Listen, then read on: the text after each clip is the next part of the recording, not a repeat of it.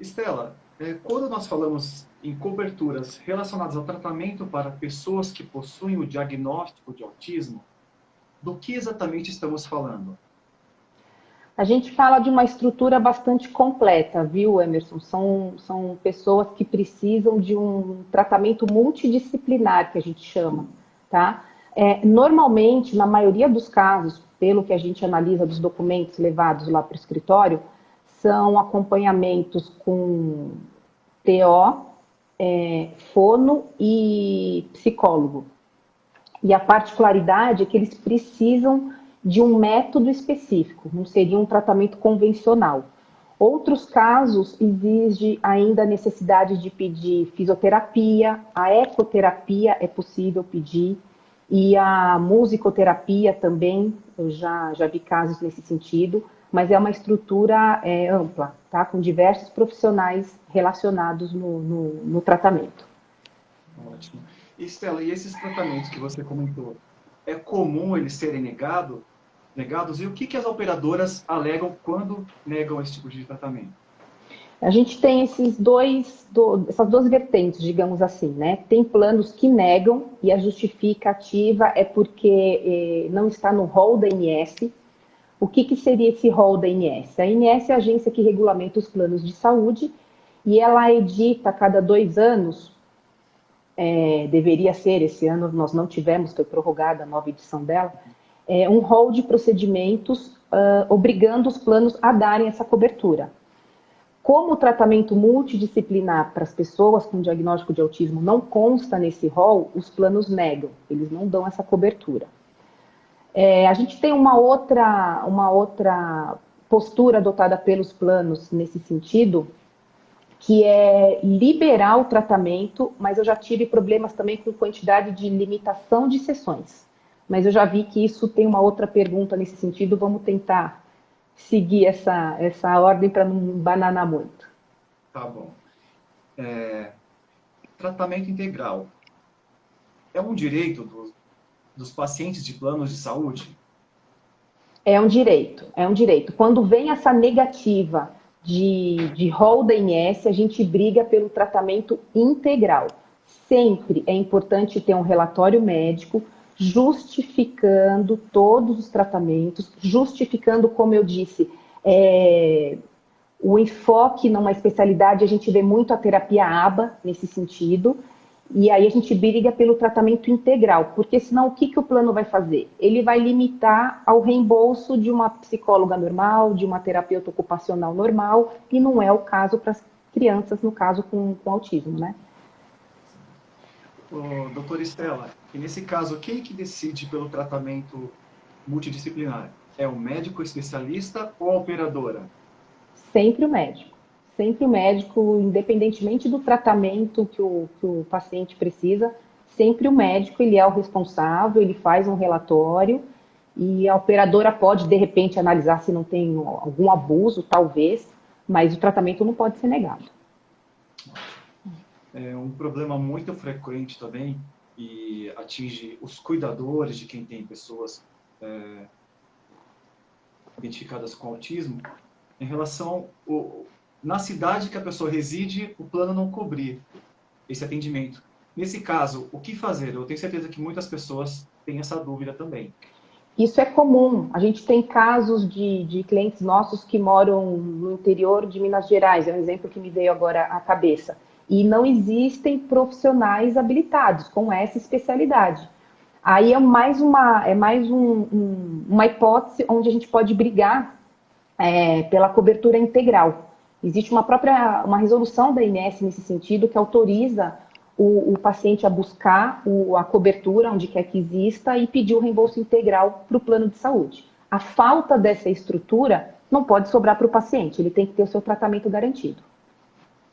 E temos também o outro lado, o contrário, né? Que quando o plano de saúde disponibiliza um local de tratamento, mas esse lugar é muito longe. Então, existe isso também. Sim, e o que a gente ouve muito da família, e comprovado realmente por meio de relatório médico, é que é um retrocesso no tratamento dessa criança. Né? A criança com diagnóstico de autismo, ela não tem, por exemplo, uma paciência para ficar 2, 3 horas no trânsito, ela não consegue lidar bem com a troca excessiva de profissionais, então ela tem que ter aquela rotininha dela para poder se desenvolver. Então, é possível levar essa particularidade no processo e pedir que a estrutura seja mantida, se ela já vinha com atendimento, é pedir que essa estrutura seja mantida, e o máximo que pode acontecer, de repente, é uma compensação de valores, se for o caso do plano ter autorizado no local, mas a mãe, o pai, a família optar por um local não credenciado. Ótimo. Tá? E, assim, como estamos falando de um diagnóstico muito disciplinar, existem... o que justifica o tratamento multidisciplinar? Saindo um pouco das terapias que você comentou. Também estão cobertas desse tipo de situação?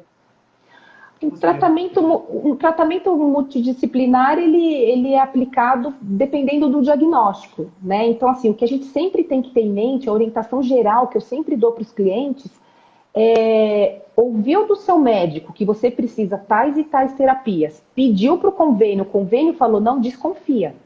Porque os médicos não estão brincando de serem médicos. Então, assim, é mais fácil o plano negar, porque a ideia do plano é sempre economizar. Então, essa é a orientação geral que a gente dá para os clientes. Você tem um médico que está te acompanhando, te pedindo mais de 2, 3 terapias, o plano negou, é muito provável que dê para brigar para conseguir o tratamento completo. Doutora, a senhora citou no começo que é importante o médico indicar. Essa indicação, geralmente, ela é feita por um papel timbrado, tem que oficializar mesmo, né? Tem que ter Claro. Essas crianças são acompanhadas por médicos neurologistas, além de psiquiatra, de psicólogo. Existe um médico neurologista que acompanha todo o desenvolvimento da criança, é ele que faz o diagnóstico e ele que segue junto com os terapeutas, com os demais terapeutas, esse tratamento para a criança. É um tratamento que é para sempre, é contínuo. Então, ele é analisado muito de perto, né? É um tratamento muito, muito seguro, não tem excesso por parte do médico e nem da família, não. São terapias realmente fundamentais para essas crianças, para elas poderem se desenvolver. Ótimo. Para quem chegou agora, nós falamos aqui com a doutora Estela Tolesani, e essa primeira parte da live ela foi voltada para o autismo. Agora nós vamos falar de um outro tema também que temos várias questões aqui, é importante explicar de forma técnica também e esclarecer dúvidas. Caso falte alguma coisa em relação ao autismo, pode nos mandar aqui ou via e-mail, WhatsApp, o canal que for melhor para você. A gente responde. Desculpa, doutora? A gente responde. Exatamente. Vamos falar agora de home care. Doutora Estela, quem não sabe o que é o home care, você pode nos ajudar, por favor, explicando o que é? Então, o home care, ele é uma extensão da internação hospitalar. Então, a pessoa está internada, tem condições de ter a alta hospitalar, mas não a alta médica, são coisas diferentes. Então, ele pode ir para casa, receber a estrutura em casa, mas ele precisa de um acompanhamento de diversos profissionais, ele precisa de medicamentos, de equipamentos, e tudo isso engloba a estrutura do home care. Ele tem direito a tudo isso: materiais, medicamentos, equipamentos e os profissionais. Normalmente, físio, fono, a enfermagem, isso a gente vê com muita frequência nos pedidos feitos pelos médicos.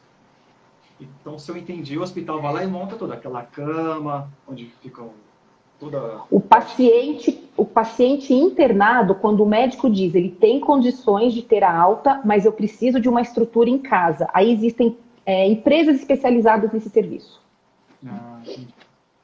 Doutora, nesse assunto, sempre acabamos falando dessa equipe que faz parte do home care, que são os profissionais que a senhora citou há pouco. E também veio à tona o cuidador. Nesse contexto, quem é o cuidador? Como é que ele faz parte disso tudo? Essa distinção, Emerson, ela é importante. E assim, dia sim, dia não, eu recebo ligação nesse sentido, as pessoas têm muitas dúvidas. A gente tem que, como eu disse, o home care ele é uma extensão da internação hospitalar. Então, eu preciso de serviços especializados. Você, não temos capacidade técnica para fazer o que uma enfermagem faz, uma enfermeira faz. O cuidador já não. O cuidador, o serviço dele é um serviço simples, ele está ali para ajudar na locomoção, na higiene, na alimentação, são serviços básicos do dia a dia, qualquer pessoa pode fazer, isso a gente não pode pedir para o plano de saúde, isso realmente acaba ficando a cargo da família, do paciente, tá? Geralmente tem alguém da família que se propõe, ou contrata uma pessoa à parte, mas isso independe do plano. Exatamente. O plano de saúde, ele é obrigado a cobrir o home care quando é necessário? Ele é obrigado a cobrir o home care. A gente tem dois tipos de negativas relacionadas ao home care. Ou os convênios negam por completo, isso existe nos contratos mais antigos, ou ele libera, mas de forma parcial. E aí não tem jeito, a pessoa não recupera, a pessoa volta para o hospital, ela é reinternada, e aí a saída realmente é judicializar pedindo essa ampliação dos serviços. E tem uma questão aqui que ela é igual a que eu fiz relacionada ao autismo. Quem decide sobre a necessidade do home care? É o médico especialista ou a operadora que fala, olha, ele vai para home care ou não vai? É o médico. É o médico.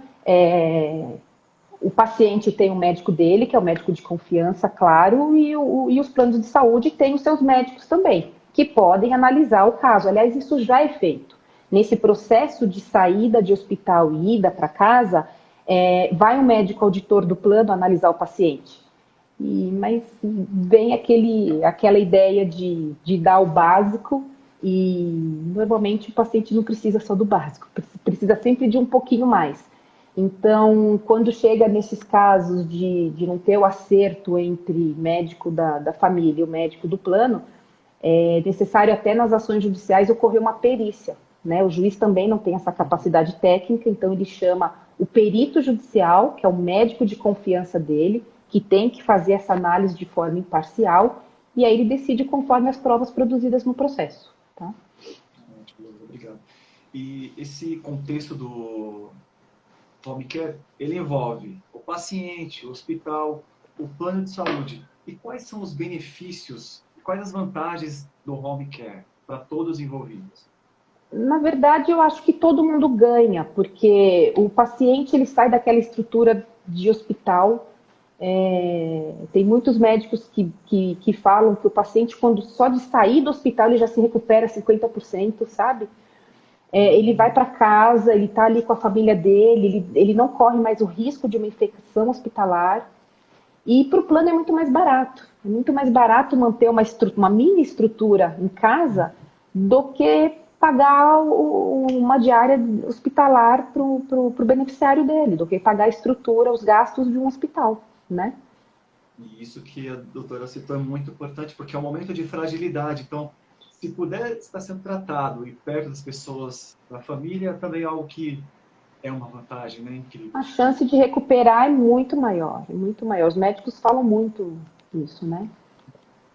Doutora, e não tem como fugir, até porque nós somos da área da saúde, estamos em meio a uma pandemia, e nesse cenário, nessa fase de pandemia, quais os problemas enfrentados pelo paciente? Nossa, a gente recebeu bastante ligação nesse sentido em meados de março, né, quando tudo começou. Muitas ligações assim, de clientes novos e clientes nossos pedindo orientação de como agir. O que a gente passou para eles assim é que, na verdade, era uma análise mais do médico do que do advogado, porque é uma situação muito delicada, né? Normalmente, esses pacientes são pacientes de risco, ou pela idade ou pela própria doença que está sendo tratada. Então, a orientação que eu particularmente dei foi no sentido de conversar com o médico e pesar, né? Vamos diminuir o atendimento, porque tem aquela rotatividade de pessoas, tem o físio, tem a fono, tem as enfermeiras entrando, normalmente 4 por dia, elas fazem turnos, né? Ou dependendo do estado clínico do paciente, tem que correr o risco mesmo, porque ele não pode ficar ele não pode ter a diminuição na estrutura já implantada. Então, isso é uma questão médica, conseguimos resolver de uma forma muito tranquila nos nossos processos com os convênios, um ou outro que não deu certo, aí não tem jeito. Aí a gente tem que juntar um relatório médico explicando para o juiz que é uma fase passageira, que é um momento delicado que a gente está enfrentando, tais e tais alterações são necessárias e depois tudo volta ao normal. Aí tem que fazer uma petição e aguardar a decisão do juiz. Obrigado. Para quem entrou agora, nós falamos sobre autismo, sobre home care, e agora nós vamos para a terceira parte, que é o atendimento psiquiátrico. E para embasar essa parte da nossa live, eu quero destacar alguns dados realizados pela brasileira de psiquiátrica em maio passado. 47,9% perceberam o aumento do atendimento. Esse grupo de atendimento tem comparado ao período anterior. 67,8% responderam que sim, receberam pacientes novos após o início da pandemia. Pessoas que nunca haviam apresentado sintomas psiquiátricos antes. O som tá ruim. Tá ruim? Tá falho. Então eu vou falar novamente, tá bom? Repete, alguns comentários surgiram nesse sentido e para mim ficou ruim também, Emerson. Tá ok, então deixa eu colocar aqui novamente. Agora melhorou, tá ótimo. Vamos lá. Para embasar essa terceira parte da live, melhorou, doutora Renata? Tá ótimo. Para falar sobre essa terceira parte, eu vou falar de dados da Associação Brasileira de Psiquiatria, a ABP, foi divulgada uma pesquisa no mês passado. Segundo a pesquisa, 47,9% dos entrevistados perceberam aumento em seus atendimentos após o início da pandemia. Nesse grupo, os atendimentos cresceram 25% quando comparados ao período anterior. 67,8% dos entrevistados receberam pacientes novos após o início da pandemia. Pessoas que nunca haviam apresentado sintoma, agora estão procurando atendimento psiquiátrico. É uma realidade que estamos todos passando por ela, né? Exatamente. E diante do cenário para quem tem plano de saúde, a cobertura, o que os planos devem cobrir? Esse foi um assunto bastante procurado também, por isso que a gente quis comentar, né, hoje. É como você disse, no mundo de alguma pandemia,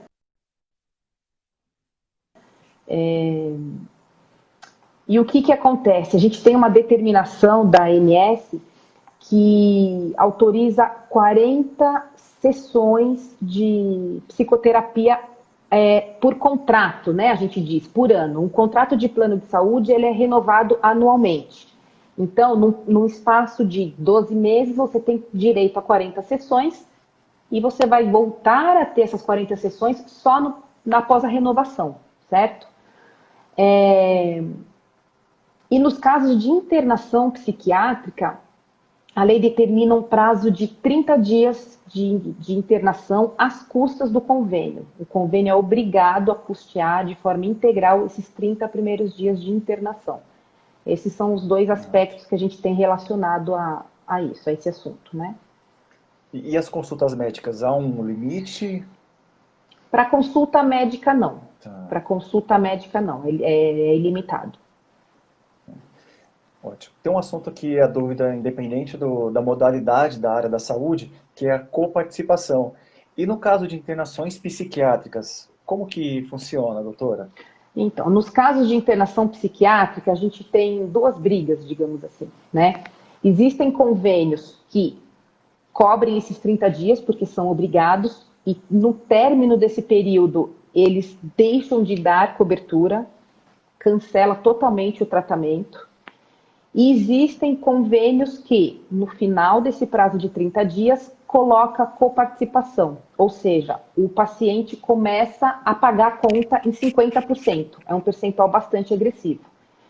E aí a gente sabe que uma internação numa clínica psiquiátrica, num momento incerto, a gente nunca sabe qual é o período que a pessoa vai precisar, acaba ficando num valor realmente significativo. Então, a gente tem bastante cliente nesse sentido, também precisa judicializar para tentar colocar essa responsabilidade para o plano. No que se refere à coparticipação, esse assunto chamou bastante atenção do judiciário. Os processos foram suspensos, porque o STJ vai dar uma decisão, tá? É um recurso Agora, já? repetitivo, para o final do ano, em meados de outubro, novembro. Se nada for postergado por conta da pandemia, teria que ser no final desse ano, tá? Isso ocorre quando muitos casos surgem nesse sentido, aí o STJ estuda o caso, digamos assim, e dá uma decisão para abranger todos os casos, para não ficar aquela história, um ganha, um perde. E o tema é justamente esse, analisar se pode ter essa coparticipação depois dos 30 dias de cobertura do plano, pelo plano. Certamente é um tema que ficaremos de olho e atualizando a todos que nos seguem. Aproveito para falar do nosso blog, que lá tem tudo relacionado à área da saúde. Quem tiver com dúvida pode nos acompanhar nos nossos canais. Doutora, quais diagnósticos devem ser cobertos relacionado à psiquiatria? A gente vê bastante diagnóstico da esquizofrenia, transtornos alimentares, transtornos de humor, mas mais uma vez, Emerson, independente do diagnóstico, se você está sendo acompanhado por um profissional, por um médico, e se ele está analisando o seu quadro clínico e pedindo esse acompanhamento, ele tem direito. Para mim, pouco importa o diagnóstico, ele tem direito ao tratamento prescrito pelo médico. Doutora, essas foram as perguntas que nós levantamos. Eu quero agradecer o esclarecimento, pedir desculpa pelo áudio, que no começo ficou um pouco ruim e baixo. Na próxima quinta-feira teremos outra live. Gostaria de passar a palavra para a senhora, para o nosso encerramento, e agradecer a todos pela presença. Eu agradeço a oportunidade. A gente está à disposição, como o Emerson disse. O nosso site tem ali o e-mail, tem o telefone, tem o contato de todo mundo.